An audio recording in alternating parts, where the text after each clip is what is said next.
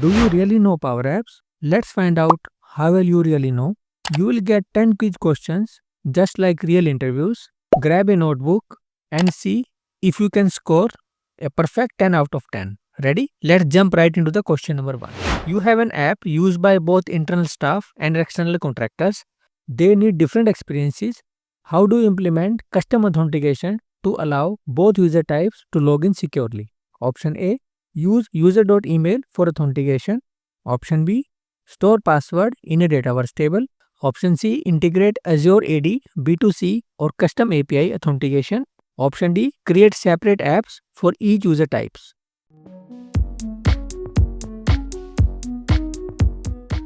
The correct answer is option C. For external users or complex authentication scenarios, Azure AD B2C provide robust identity management. Custom API authentication allows integration with various identity providers.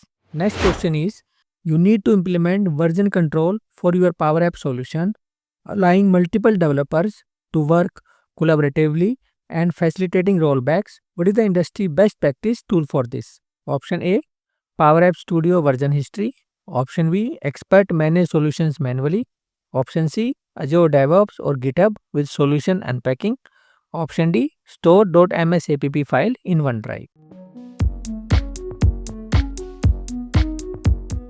The correct answer is option C, integrating Power App solutions with external source control. Systems like Azure DevOps provide true version control, branching, merging, and collaborative development. You are dealing with sensitive data in your Power Apps. You want to prevent users from accidentally sending this data outside your organization via non-sanctioned connectors, for example to personal Dropbox. What Power Platform feature should you implement? Option A, user security roles. Option B, data loss prevention policy. Option C, app permissions. Option D, field security profiles.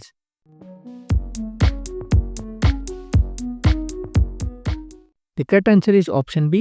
DLP policies are designed specifically to prevent sensitive organizational data leaving the managed environment by restricting the combinations of connectors that can be used within the apps. You want to enable offline capabilities for your Power Apps that uses a Dataverse data source. Which PowerFX functions are essential for storing data locally and then synchronizing changes? Options are option A, patch and submit form. Option B, save data and load data. Option C, collect and clear collect. Option D, for all and update if. The correct answer is option B. Save data stores a collection locally on the device for offline use, and load data retrieves it. You then typically patch or process these local changes back to the data source when online. Next question is, your Power Apps performance is suffering from too many controls and complex formulas on a single screen. What's a key design principle to apply for better app responsiveness and speed? Option A, consolidate all logic into app.onStart. Option B, break down complex screens into multiple simpler screens. Option C, use for all data processing. Option D, increase data row limit to 2000.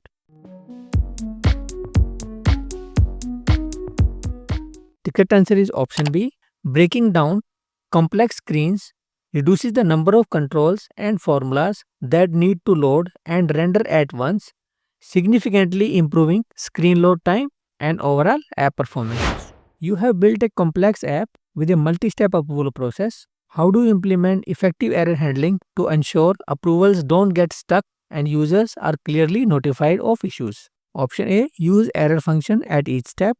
Option B, wrap actions in if error and use notify for user feedback. Option C, just display the default error message. Option D, use a global variable to track errors manually. The correct answer is option B. If error allows you to catch and handle errors gracefully within a formula, preventing app crashes. Notify provides user-friendly messages, guiding them on what went wrong. Next question is, your app needs to display a list of all users from Azure AD. You want to filter this list by a department selected from a drop-down. What is the most efficient way to achieve this using a delegable query? Option A, filter users. then department is equal to drop down row selected value. Option B, clear collect, local users, and then filter. Option C, lookup users, then department is equal to drop down row selected value. Option D, search users, drop down row selected value. The correct answer is option A. Filter is a delegable function that pushes the filtering logic to the Azure AD, ensuring efficient processing even for large user directories without hitting the delegation limits. Next question is, your Power Apps sends a custom payload to a Power Automate flow. This payload contains structured data, for example, a list of items with properties like name and quantity. What is the best PowerFX function to format this data before sending to the flow? Option A, concat. Option B, JSON. Option C, text. Option D, for all.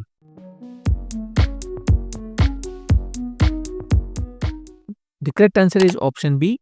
JSON function converts a table or a record into a JSON string, which is a standard format for sending complex structured data from Power Apps to Power Automate flow or external APIs, ensuring easy parsing on the receiving end. Next question is, your Power Apps needs to track every user action, for example, button clicks, data changes, for auditing purposes.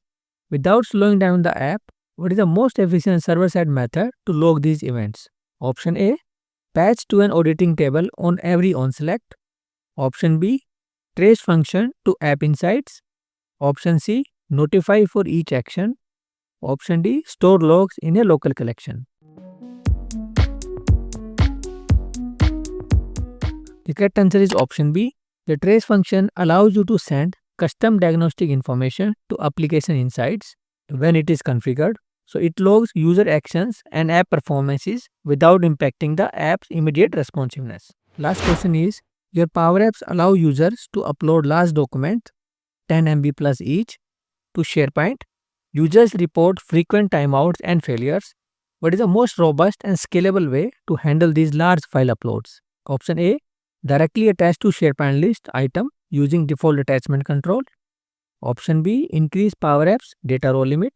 Option C, use Power Automate to upload to Azure Blob Storage, then link in Power Apps. Option D, encode the file as base64 string in Power Apps and then save to a text column. The correct answer is option C. Direct attaching large file in Power Apps hits limits and cause timeouts.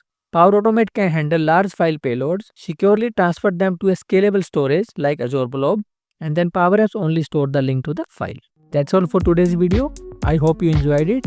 Please like, subscribe and share this channel. Take care.